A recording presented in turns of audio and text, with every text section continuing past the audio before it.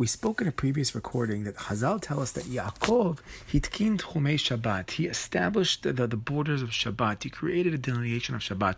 We actually were speaking about how Avram's midah of Chesed led to Eruv Tavshilin, but Yaakov, who's building the family, has had more boundaries in life. He's all about building the boundaries of Shabbat. Before he gets to the city of Shechem, it says he set it all up, so he'll have his proper 2,000 amot for Shabbat, and creates the proper boundaries and proportions for his makom on Shabbat. So it's a beautiful idea that takes this idea of Yaakov's midah of creating the borders and shows the beracha that's going to come out of it. So if you open up Yeshayahu, this is Sefer Yeshayahu, Perek Nunchet, the very end of the 58th chapter. It discusses the mitzvah of Shabbat. The Sfaradim say this every week for the Kiddush on Shabbat daytime. Im tashib mishavat Lech Lecha. It's a pasuk that says that if you hold back from doing the normal walking you do on Shabbat or the normal desires of Shabbat, you hold back on Shabbat, you make Shabbat oneg, you call out to Shabbat oneg, it's going to be a pleasurable day. You give it kavod in what you wear, in what you do, in what you say. So if you do all that, Az tit anagal Adonai. Then you're going to have oneg, you're going to have pleasure with God. V'yirkavticha al bamote aretz.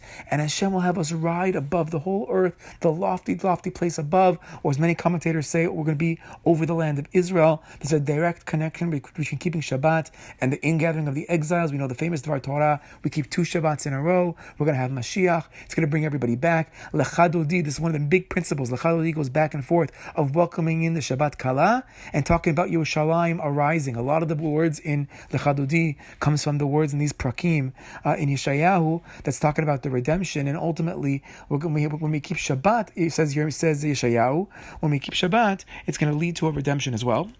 But the pasuk goes on. Not only are we going to be riding on top, controlling Eretz Yisrael, but also v'achalticha nachalat Yaakov avicha kipi Adonai diber.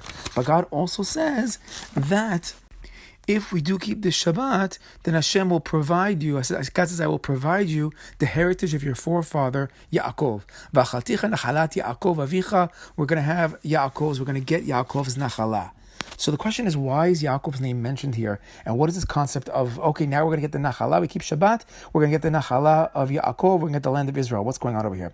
So a simple level, you could say, because Yaakov is the forefather whose children, all 12 of them, are tribes and have the portions of the Nachala and land of Israel.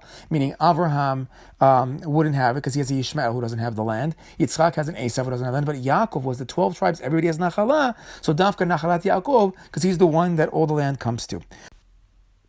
Chazal take it a step further and they say, no, it can't be Abraham's, it can't be Yitzchak, because Abraham and Yitzchak, when they were blessed by God, what they were blessed with was bounded. When Hashem spoke to Abraham, he said, Kum hitalech ba'aretz le'orka. Hashem says, go this way, go that way, but he's giving borders to the land of Israel. With Yitzchak as well, Hashem tells him, I'm going to give you this land over here. But when it comes to Yaakov, the pasuk says, Ufaratz yam v'kedma v'tzafon v'negba. It's going to expand to all directions. Says the Marikra, beautiful idea, connecting back to what we said in the very beginning. He says, why is Yaakov the one that gets Ufaratzta Yama Vakedma? Why is there no boundaries? Says the Marikra, Shioresh Nachala Bli Metzarim. He's going to be Yoresh, he's going to inherit land without any borders at all. Why? Shekatuv bo Yaakov Shenach B'Shabbat. Because it says by Yaakov that he rested on Shabbat, Dichtiv, Vayichan et Penei Ha'ir, Melamed Shekavat Techumim Shabbat, as we said, because Yaakov was the one that created the borders of Shabbat. When you create those borders, when you create that separation, you hold back, you control, you make the borders, then the beracha is going to be, you're going to have everything you want. There's going to be no borders. It's going to expand out. But that's the first step. The first step is we have to control ourselves. We have to create those Techumim for Shabbat. We have to create those boundaries. When we create those boundaries, the beracha is going to be now the exact opposite. We're going to get it all. Shabbat Shalom.